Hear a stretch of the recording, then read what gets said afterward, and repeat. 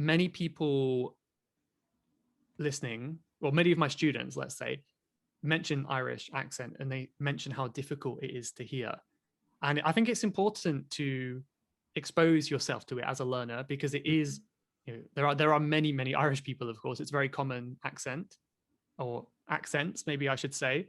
So what what would you say like some of the big differences between what we can call like RP English, what people might say standard English, and Irish accents?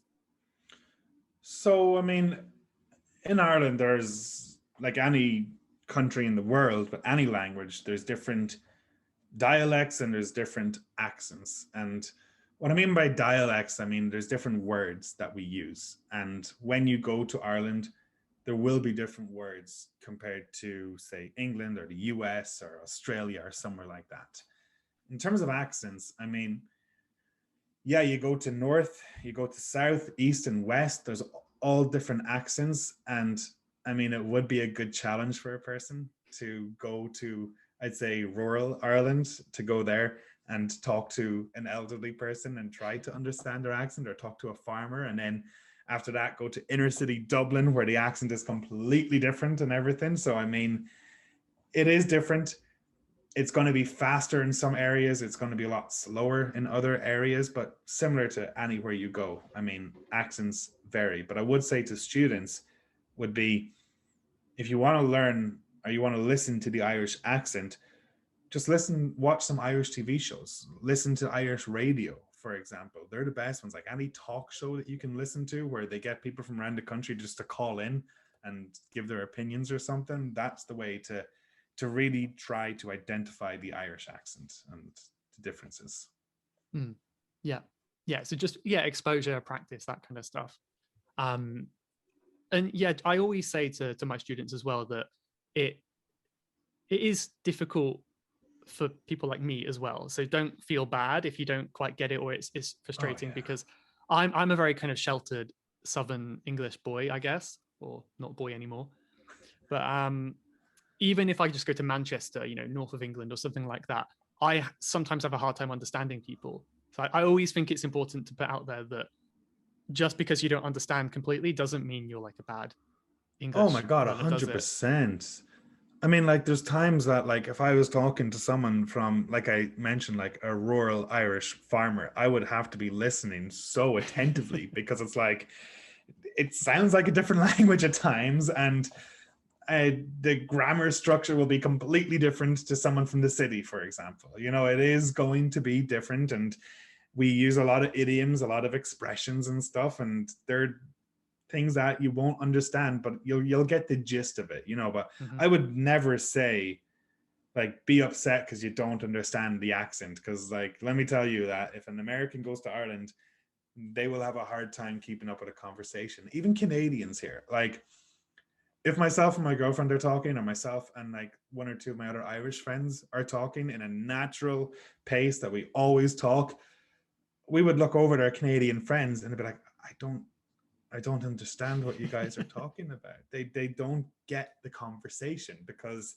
the speed that we talk about, the way we might mumble our words at times, because that's just how we talk sometimes and everything, and we understand it. And when I do talk to Canadians, I do change my voice sometimes. I articulate more, for Mm-hmm. example, something like that. So, Yeah.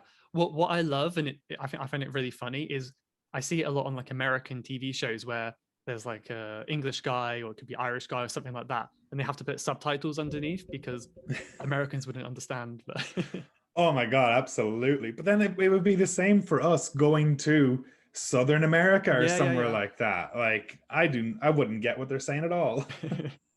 Yeah, that's true. That's a good point. So you mentioned the word crack earlier, which is a Yes. nice word. Besides that one, do you have any more like cool slang terms or cool Irish terms, local phrases? All right. So if I say to you, the weather is grand, what does that mean for you? Grand. To me, I haven't heard that from Irish person before, but to me it sounds like kind of a bit posh, like grand is like splendid, excellent. All right, for me, it's average. It's normal. Interesting. Okay. So if I say, "Oh, it's a grand day," it's not beautiful, it's not terrible, it's in the middle. That movie was grand. It was okay. It wasn't fantastic. I mean, it wasn't bad. It's not going to win an Oscar. It was grand. That's what that means for us. So if you're in Ireland, Michael, and someone says, and if you say to someone, "How are you?" and they say grand, don't get excited because they're not extremely happy. They're level. They're indifferent right now. So That's so useful to know. Okay, so grand in English, in England, I should say, very, very good. Grand in Ireland, yeah, so, right? it's average, nothing special. Wow, that's so good to know. Does that come from English or is that a separate word, do you think? I couldn't tell you. I have Hmm. no idea. I am clueless about that one. Wow, So cool. That's a good one. I like it. I like it. Yes. yeah.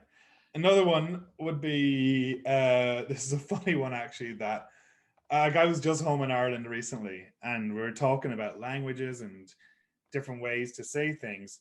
So the verb shift, SHIFT, what does that mean for you? Like to change something or move, right? Mm-hmm. And does it have any other meanings apart from that? As a verb? Yeah. I don't think so. Not that I can think of. And do you have a noun, the shift? The shift. No, shift as a noun to me means like your work shift, like the time you spend at work. Mm-hmm. So shift for us has obviously those meanings. That's one. But another meaning that we have is to make out with someone, to kiss someone. And Oh, so if you're a kid, it's kind of like you want to shift that person over there. And that means you want to kiss that person over there. And okay. then the shift would be like a childish way of saying, "Oh, did you kiss that person? Did you get the shift last night?" For example. So Nice. To me, it just sounds like you're kind of like moving them. Hey, he's gonna shift her. He's gonna move her over there. Like that. Oh. so that's a funny one. The shift and shift as a verb means just to make out or kiss somebody. Now it's not like it's more like a childish one or an Mhm. adolescent version of it or something like that. But that's Is one that's it? definitely unique. Would it be a little bit like snog?